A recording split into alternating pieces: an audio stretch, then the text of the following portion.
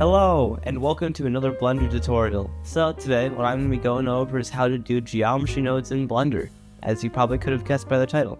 So it's going to be very simple. This is going to be probably the most basic geometry nodes I've ever seen. But you're going to be able to make an incredibly cool scene with such a simple feature of Blender. And in my opinion, it's probably a very necessary feature of Blender if you want to do complex, repeating, or even randomized stuff. So what we're going to first start out with is the file that I'm in. So you can find this file in the description, and you can download it, and I kind of got it off the web, and I've kind of got it made for this kind of what we're doing right now. So what I want you to do is we're just going to go and add into plane. This is like usually what I usually do with geometry nodes. I'm going to scale this plane up actually 50 times. Zoom out a little bit, and now I have our plane scaled up 50 times.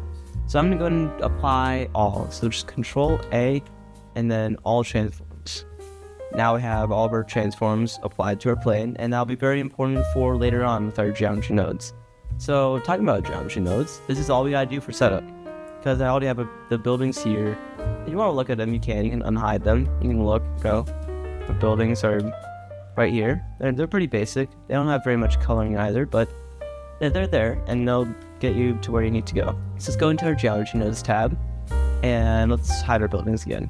So we're at this screen, and I usually get rid of this screen on the left here, so I'm actually going to go in and join it to the left, just so we have a little bit more space, because I never use that screen.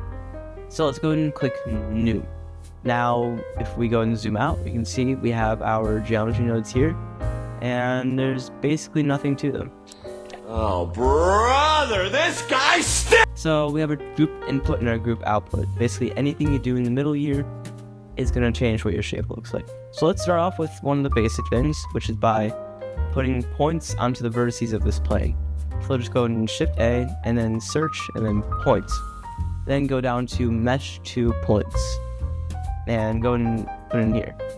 Now, nothing has really happened. That's because you can't see these points because they're very, very small. And we have this scaled up quite a bit. So just set the radius to like something like 2. And now you can actually see our points. So they're on all 4 vertices of the plane, right? And there's one single point on every single vertex. Now you might be wondering, what if I subdivide the mesh? Well, let's find out. Now, most people, they just, go into edit mode, subdivide, whatever. Well, I'm actually going to do this in our geometry node setup so that you can adjust how many subdivisions it has, and that'll be very helpful later on. So let's move this to the right a little bit. Let's add in a subdivide. Just subdivide mesh. Put it in. Look at that. It subdivided it once. We added it once more. Subdivides again, and again, and etc. I'm going to stop there. And this already is looking very good. Now, our points, they're on the faces of the vertices of our plane, which means they're not centered in the plane, and they're going to be on the edge. And if you know what I'm going to be doing later, we're going to be putting buildings on these, instancing the buildings on these points, and so they're going to be hanging off the edge. It's going to look bad. So let's actually go ahead and select this thing and set it to be faces. Now, we have a few less of them, but we've still got a lot of them. And I'm going to go ahead and move our group output over to here. And now that we have all this stuff set up, we'd actually get to the fun part and actually instance these buildings onto these points. So I'm just going to type in instance and then select instance points. Now everything disappeared because it doesn't have anything to instance onto these points. That's this little green dot here. So in order to choose what an instance is, first off, we're going to go up to here, select our buildings, drag it down, and into here.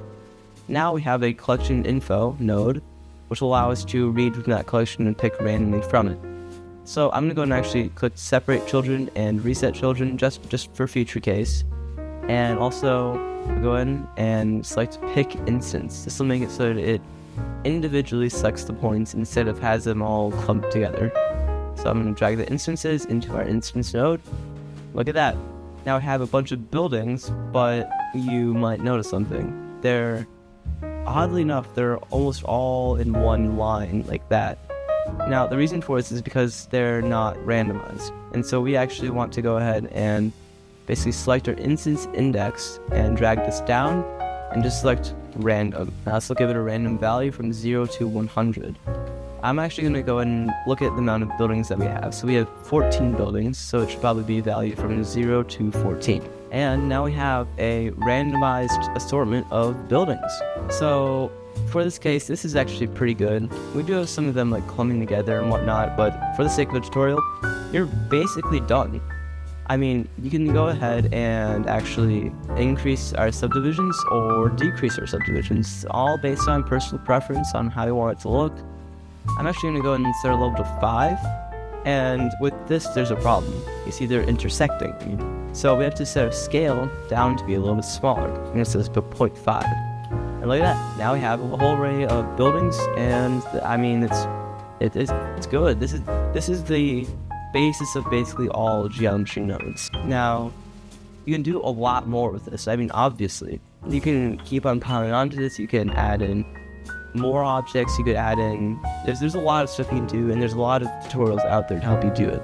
Now, for this tutorial, of course, I'm not going to be getting into all of that.